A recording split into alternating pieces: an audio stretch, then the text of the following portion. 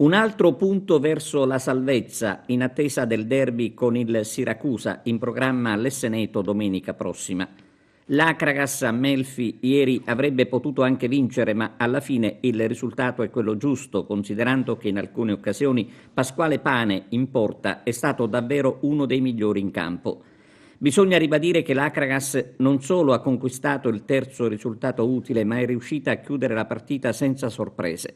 Negli occhi dei tifosi agrigentini, però, è ancora impressa l'immagine della traversa colpita dal Melfi. Peccato che Cocuzza non sia riuscito a fare gol dopo essere arrivato da solo davanti al portiere Gragnaniello. Per evitare i play-out bisognerà adesso concentrarsi per affrontare al meglio le ultime gare all'Esseneto e per fare questo serve in primo luogo il sostegno del pubblico. Al termine della gara di Melfi, il mister di Napoli si è detto soddisfatto della prestazione della squadra. L'obiettivo, ha detto l'allenatore, era dare continuità ai risultati e ci siamo riusciti giocando anche bene contro un avversario in salute. Martedì, cioè domani, come ha precisato lo stesso mister, tutti al lavoro in vista del derby con il Siracusa.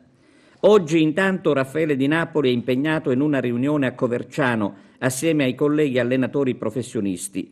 Gli allenatori dovranno decidere a chi assegnare la panchina d'oro. Gli allenatori di Lega Pro voteranno il migliore allenatore della categoria. Abbiamo ottenuto effettivamente un pareggio che mi sembra il risultato più giusto, avendo visto un po' la partita come è andata. Io ho visto un Melfi organizzato, un Melfi che effettivamente non merita la posizione di classifica che ha in questo momento, e devo dire che il frutto di queste ultime 3 vittorie che ha ottenuto nelle ultime gare dimostra che effettivamente è una squadra viva, e noi oggi abbiamo ottenuto un pareggio che secondo me vale oro.